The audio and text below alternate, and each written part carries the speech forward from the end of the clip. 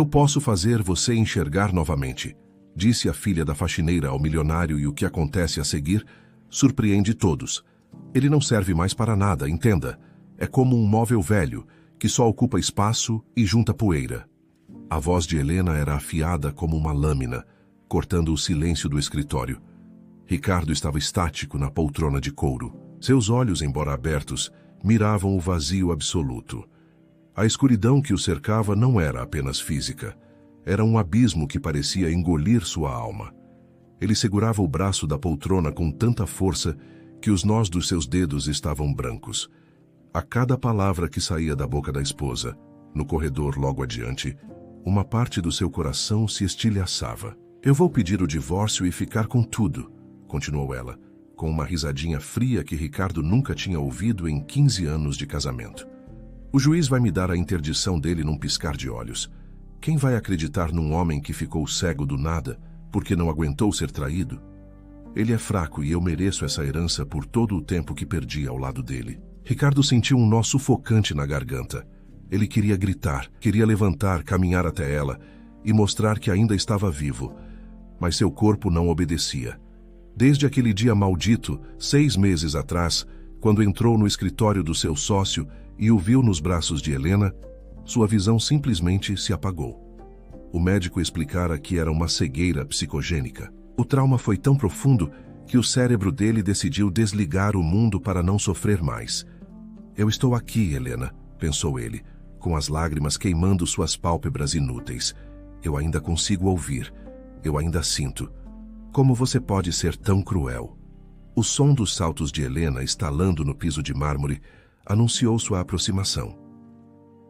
Ricardo recompôs a expressão, tentando manter o rosto impassível, como se não tivesse ouvido a sentença de morte de sua dignidade. Querido.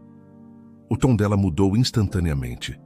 Agora era doce, carregado de uma preocupação falsa que dava náuseas. Você ainda está sentado aí nesse escuro? Por que não me chamou? Ela tocou o ombro dele. Ricardo sentiu um calafrio percorrer sua espinha. O toque dela, que antes era seu porto seguro, agora parecia o rastro de uma serpente. Eu estava pensando, Helena, murmurou ele, com a voz rouca pela falta de uso. Não pense tanto. Faz mal para a sua recuperação, disse ela, colocando alguns papéis sobre o colo dele. Escute, o advogado da empresa mandou uns documentos. São apenas burocracias, sabe? Coisas para facilitar a gestão da empresa enquanto você não recupera a visão. Preciso que você assine aqui embaixo, onde coloquei o seu dedo. Ricardo sentiu o papel frio sob suas mãos trêmulas. Ele sabia o que era aquilo. Era a procuração que daria a ela o poder total, o poder de expulsá-lo de sua própria vida. Agora não, Helena. Estou cansado. O suspiro de irritação dela foi curto, mas audível. Ricardo, não dificulte as coisas. Eu estou sobrecarregada cuidando de tudo sozinha. Você não faz ideia do peso que é carregar essa casa e os negócios nas costas enquanto você fica aí, parado, olhando para o nada. Antes que ele pudesse responder, a porta se abriu com estrondo. Era Bruno, o filho de 20 anos. Ricardo ouviu o som de chaves sendo jogadas displicentemente sobre a mesa de madeira cara. Mãe, preciso de grana. O conserto do carro ficou uma fortuna, disse o rapaz, sem sequer cumprimentar o pai. Fale baixo, Bruno. Seu pai não está bem, repreendeu Helena sem nenhuma convicção. Ah, qual é? Ele nem tá vendo a gente mesmo. Sério, é um saco ter que esconder os meus amigos quando eles vêm aqui. É constrangedor ter um pai que fica parecendo uma estátua no meio da sala. Todo mundo pergunta o que ele tem e eu nem sei o que dizer. As palavras de Bruno foram como bofetadas no rosto de Ricardo. Ele se lembrou de quando ensinou o filho a andar de bicicleta, de como investiu cada centavo para que o rapaz tivesse a melhor educação. Agora, para Bruno, ele era apenas um estorvo constrangedor. Eu criei um monstro? Ricardo se perguntou, sentindo o peso da solidão aumentar. Onde foi que eu errei? Eu dei tudo a eles, e agora que perdi a luz, eles querem me jogar no lixo. Nos dias seguintes, a casa ficou estranhamente silenciosa. Helena, sob o pretexto de cortar gastos para a saúde de Ricardo, demitiu os seguranças, o cozinheiro e os motoristas. Na verdade, ela queria limpar o terreno. Queria que ninguém visse como o grande empresário Ricardo estava sendo tratado. A única que restou foi Dona Graça, a faxineira. Ela era uma mulher humilde, de poucas palavras, que aceitava trabalhar por um salário abaixo do mercado porque precisava desesperadamente do emprego. O que Helena não sabia, ou simplesmente não se importava, era que Dona Graça não tinha com quem deixar a filha de 8 anos, Luísa. Naquela tarde, Ricardo estava sentado na varanda, sentindo o sol que ele não podia ver aquecer sua pele. Ele ouviu passos pequenos e leves, muito diferentes dos saltos de Helena. Mamãe disse que eu tenho que ficar bem quietinha para o senhor não se assustar. Uma voz fininha e doce sussurrou bem perto dele. Ricardo se sobressaltou levemente.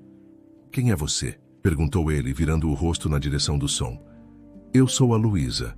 Minha mãe é a tia que limpa a casa. O senhor é o dono daqui, né? Sou... Eu acho que sim, respondeu Ricardo, surpreso com a pureza naquela voz. Houve um silêncio por alguns segundos. Ricardo sentiu que a criança o observava com curiosidade. Por que o senhor não acende a luz, moço? Então perguntou Luísa com a inocência que só as crianças possuem. Tá tudo tão escuro aqui dentro. Lá fora o céu tá tão azul, tem umas nuvens que parecem algodão doce. Por que o senhor prefere ficar no escuro? Ricardo sentiu um aperto no peito. Como explicar para uma criança que a escuridão dele vinha de dentro? Eu não escolhi o escuro, Luísa. Meus olhos, eles simplesmente pararam de funcionar. Mas o senhor não tá dodói neles, né? Ela se aproximou mais. Ricardo sentiu o cheiro suave de sabonete infantil e talco. Minha mãe diz que às vezes a gente fecha o olho porque o coração tá triste. O seu coração tá triste? Ricardo não aguentou. Aquela pergunta, feita com tanta sinceridade, derrubou as barreiras que ele vinha construindo. Uma lágrima solitária escapou e escorreu pelo seu rosto, sumindo na barba que ele não fazia há semanas. Sim, Luísa. Meu coração está muito triste. Ele sentiu uma mãozinha pequena e quente tocar a sua. Os dedos de Luísa eram delicados, mas o aperto era firme, cheio de uma empatia que ele não recebia de sua própria família há meses. Não chora, moço, disse ela, e Ricardo pôde quase sentir o sorriso dela através da voz. O senhor está perdido no escuro? Eu posso te ajudar a encontrar a luz.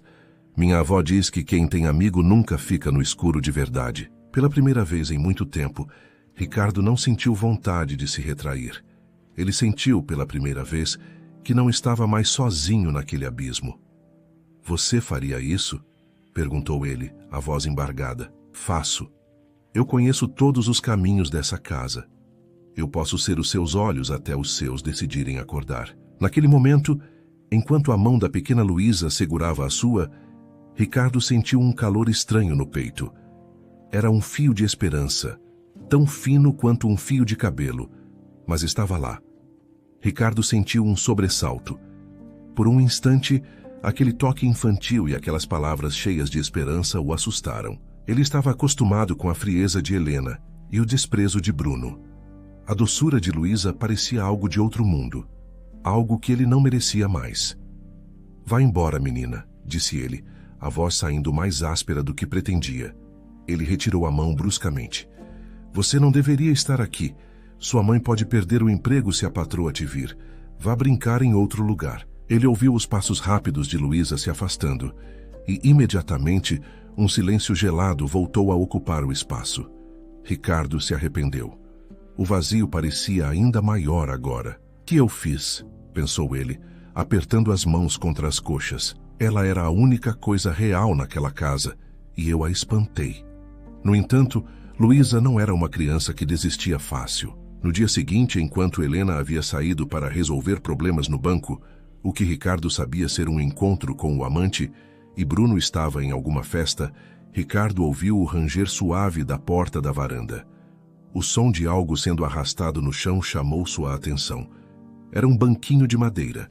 Eu trouxe meu livro de desenhos, anunciou Luísa como se nada tivesse acontecido. Não vou fazer barulho. Só vou sentar aqui para o senhor não ficar sozinho. O silêncio é muito chato, né? Ricardo não respondeu, mas também não a mandou embora. Ele ficou ali ouvindo o riscar do lápis no papel e a respiração ritmada da menina. Aquela presença silenciosa era mais reconfortante do que qualquer remédio que os médicos lhe receitaram. O que você está desenhando? Ricardo perguntou depois de longos minutos, a curiosidade vencendo o orgulho. Estou desenhando o jardim, disse ela animada. Mas ele está um pouco triste, moço. As rosas estão murchas porque ninguém deu água para elas. Sabia que as flores bebem água igual a gente? Se ninguém cuida, elas dormem e não acordam mais. Ricardo sentiu uma pontada de culpa.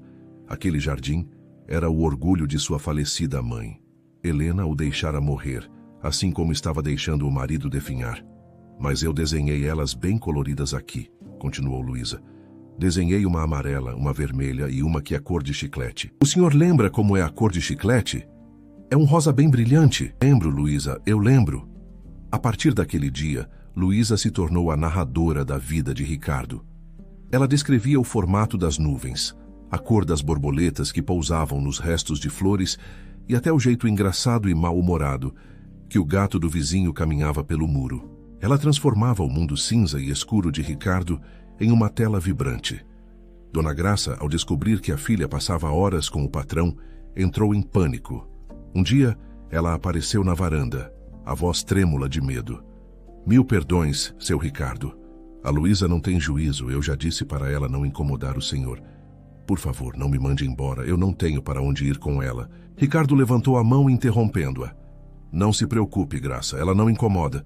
Pelo contrário, ela é a única pessoa nesta casa que conversa comigo sem querer que eu assine um papel ou me dê dinheiro.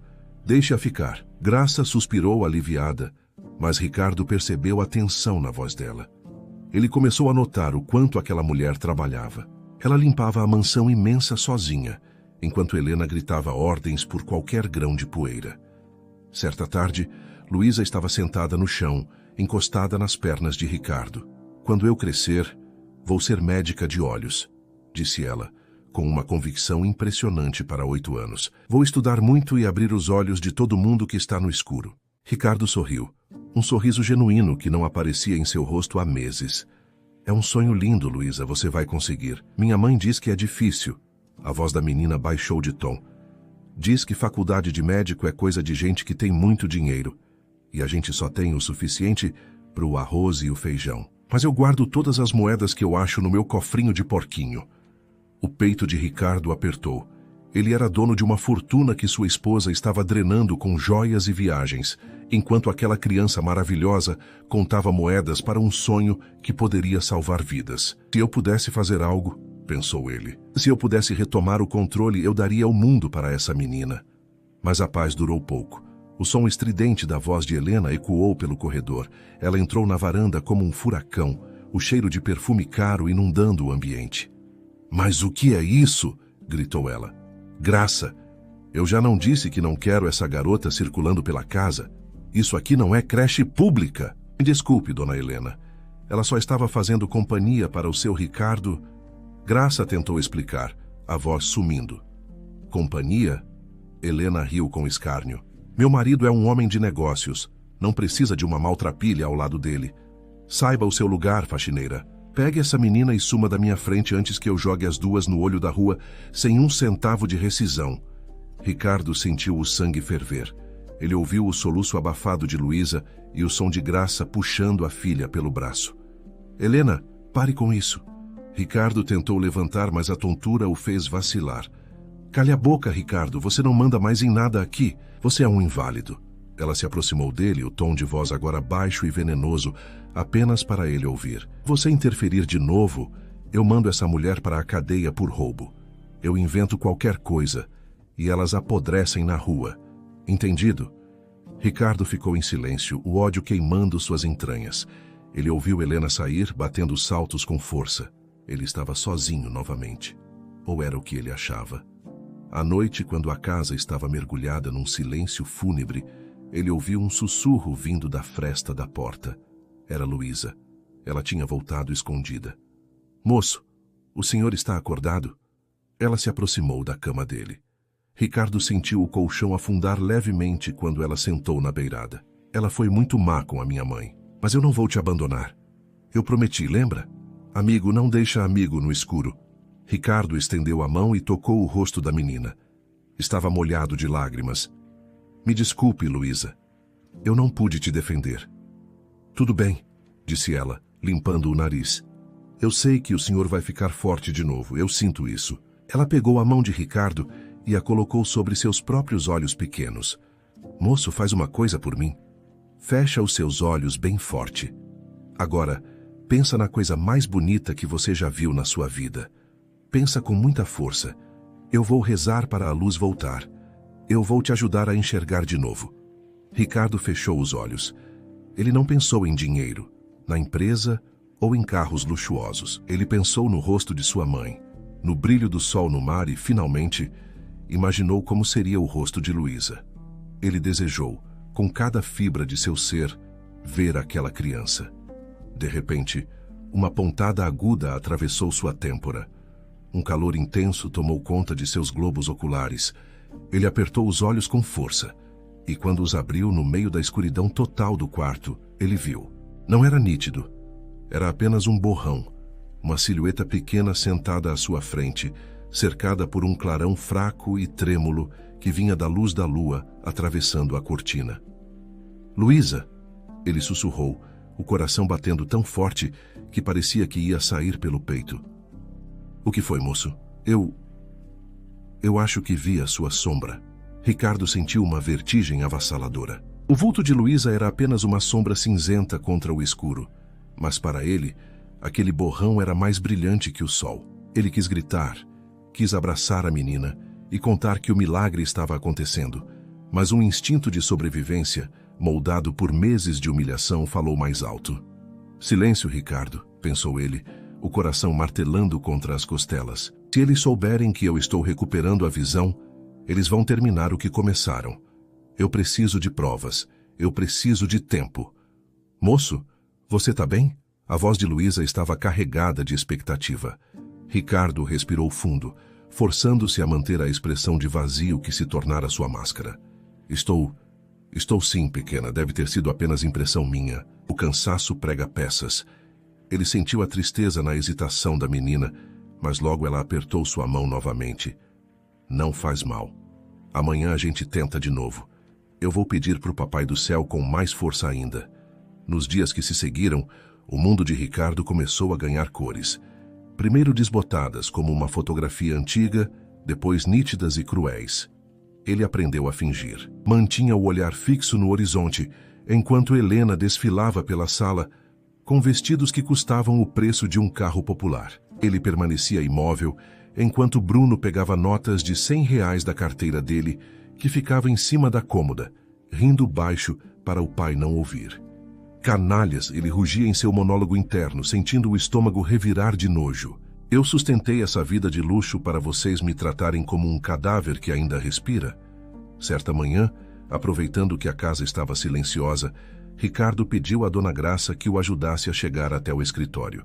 Graça, preciso que você me faça um favor imenso, sussurrou ele, enquanto ela o guiava pelo braço. Procure uns papéis na gaveta do fundo da escrivaninha, pastas azuis. Graça hesitou, olhando para os lados com medo.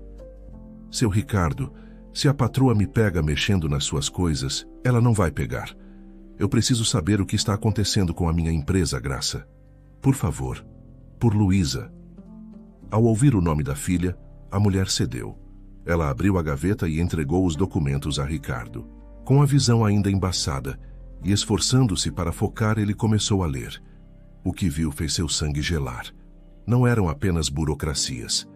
Helena e o sócio, seu suposto melhor amigo Alberto, estavam transferindo propriedades, esvaziando contas em paraísos fiscais e forjando dívidas em nome de Ricardo, para justificar a falência pessoal dele. Eles estão me roubando tudo, murmurou Ricardo, as mãos tremendo sobre o papel. Estão me deixando na miséria para depois me descartarem.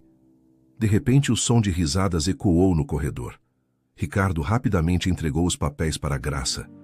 Guarde, agora! Sente-me na poltrona e finja que está limpando o pó. A porta se abriu. Helena entrou, mas não estava sozinha. Alberto, o sócio traidor, estava com ela. O homem tinha o braço em volta da cintura de Helena, e ambos agiam como se Ricardo fosse parte do mobiliário. Viu só, Alberto? Helena disse, apontando para o marido. Ele nem sabe que você está aqui. É como cuidar de um animal de estimação que não late. Alberto soltou uma risada abafada e se aproximou de Ricardo, parando a poucos centímetros do rosto dele. Ricardo podia ver o brilho cínico nos olhos do ex-amigo. Era uma tortura não poder fechar o punho e acertar aquele rosto sorridente. É uma pena, Ricardo, disse Alberto, o tom de voz pingando falsidade. A empresa está indo ladeira abaixo. Mas não se preocupe. Eu e a Helena estamos cuidando de tudo. Em breve vamos te colocar num lugar mais calmo. Uma clínica de repouso nas montanhas. Lá você terá toda a assistência que um homem na sua condição precisa. Uma clínica de repouso, pensou Ricardo, a fúria borbulhando em suas veias. Vocês querem me internar num manicômio para eu nunca mais sair de lá. Querem me enterrar vivo. Helena se aproximou e deu um beijo leve na bochecha de Ricardo. Um gesto que, para quem visse de fora, pareceria carinho, mas para ele era o beijo de Judas. Vai ser o melhor para você, querido. O Bruno concorda. Ele diz que não aguenta mais ver você assim. Luísa, que observava tudo da fresta da porta, entrou no quarto com um balde e um pano, fingindo ajudar a mãe. Ela olhou para Ricardo e, por um breve segundo, os olhos dos dois se cruzaram. Ricardo deu um piscadela quase imperceptível. A menina arregalou os olhos e abriu um sorriso radiante, que logo escondeu atrás do pano de limpeza. Você tá voltando, né, moço? O olhar dela dizia tudo. Eu sabia, eu acreditei. Naquela mesma noite, Ricardo agiu. Com a ajuda de Graça, que agora era sua única aliada fiel, ele conseguiu fazer uma ligação escondida. Ele não ligou para a polícia ainda. Ligou para Dr. Arnaldo, seu antigo advogado de confiança, o homem que Helena tentara afastar, alegando que ele estava velho demais para os negócios. Arnaldo, sou eu. Não diga nada. Apenas escute, sussurrou Ricardo no telefone. Eu recuperei a visão, mas ninguém pode saber. Preciso que você prepare uma armadilha. Eles vão tentar me internar na próxima sexta-feira. Eu quero que você esteja aqui com a polícia e com todos os extratos bancários que eles pensam que esconderam. A tensão na casa subiu a níveis insuportáveis nos dias seguintes. Helena e Alberto já não faziam questão de esconder o caso. Bruno já falava abertamente sobre o carro novo que compraria com a venda da mansão. O clímax começou a se desenhar na noite de quinta-feira. Helena organizou um jantar íntimo para comemorar a nova fase da empresa.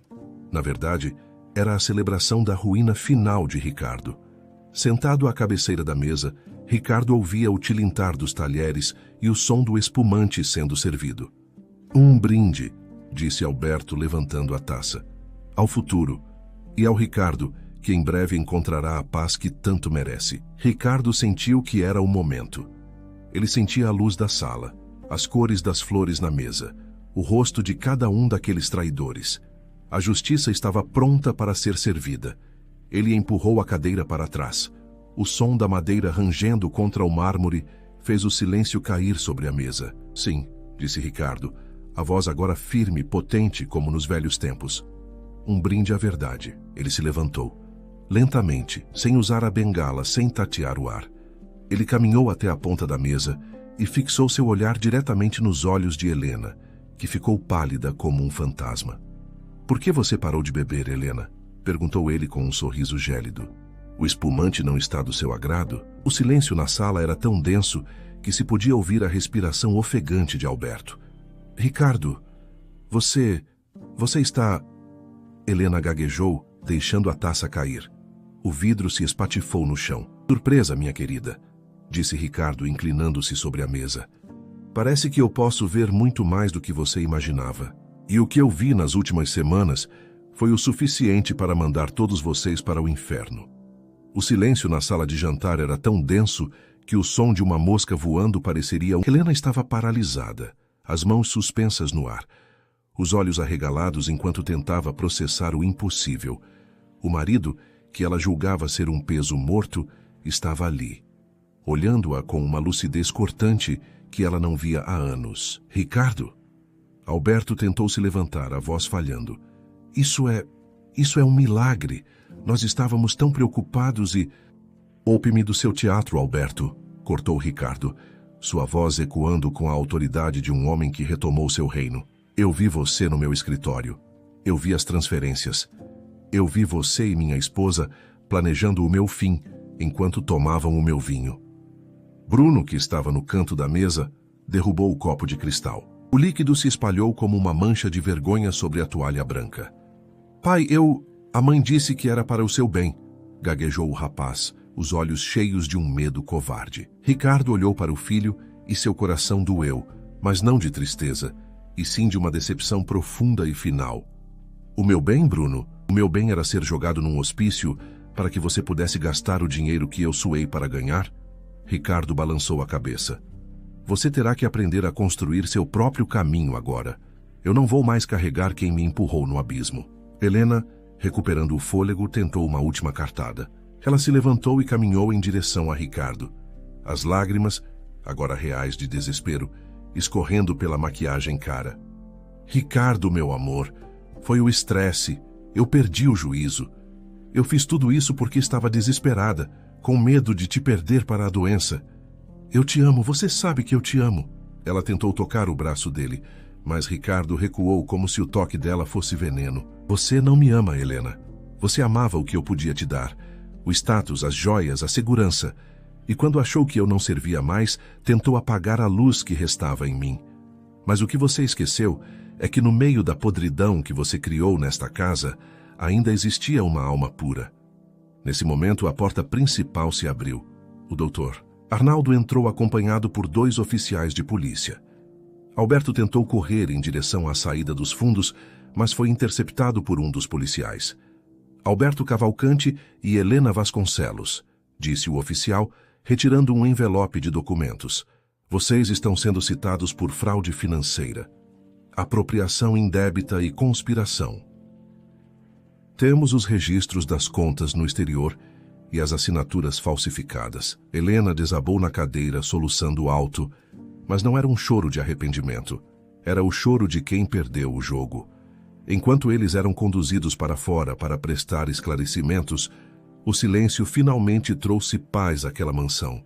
Ricardo sentiu um peso enorme sair de seus ombros. Ele se sentou, mas não na cabeceira da mesa. Ele caminhou até a cozinha. Lá num canto, Dona Graça abraçava Luísa, que tremia de emoção. Ao ver Ricardo entrar caminhando firme, a menina se soltou da mãe e correu em direção a ele. Ricardo se ajoelhou no chão de cerâmica, ignorando o cansaço, e abriu os braços.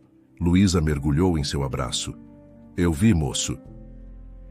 Eu vi você olhando para elas, ela exclamou com o rosto escondido no ombro dele. A luz voltou de vez. Ricardo afastou a menina delicadamente para olhar seu rosto pela primeira vez com total nitidez. Ela era exatamente como ele imaginara. Olhos grandes, brilhantes e cheios de uma bondade que ele achava que não existia mais no mundo. Você me salvou, Luísa, disse ele, as lágrimas agora sendo de pura gratidão. Você me devolveu a vontade de viver quando tudo o que eu queria era desistir. Como eu posso te agradecer? O que você quiser, eu te dou. Luísa pensou por um momento, limpando uma lágrima com a manguinha da blusa.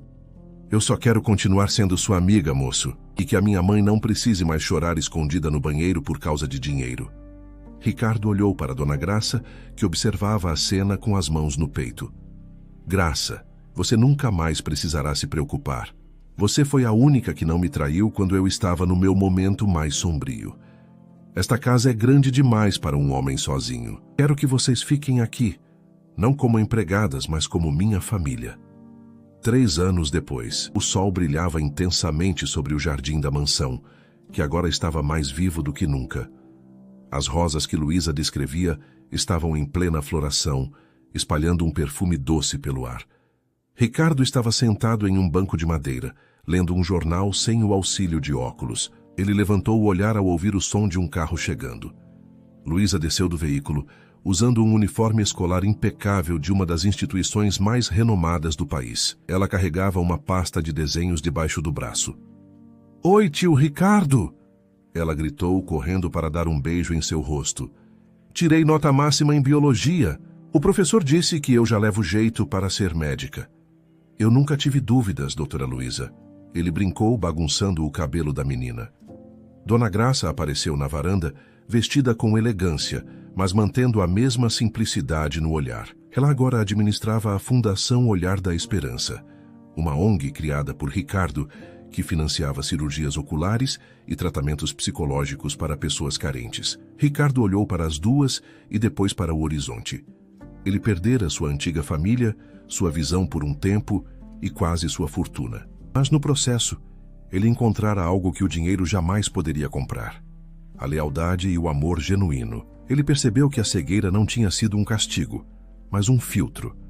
Ela serviu para mostrar quem realmente estava ao seu lado quando as luzes se apagaram. E tudo o que ele precisou para enxergar a verdade foi a mão de uma criança que acreditou que, mesmo no escuro mais profundo, a luz sempre encontra um caminho de volta.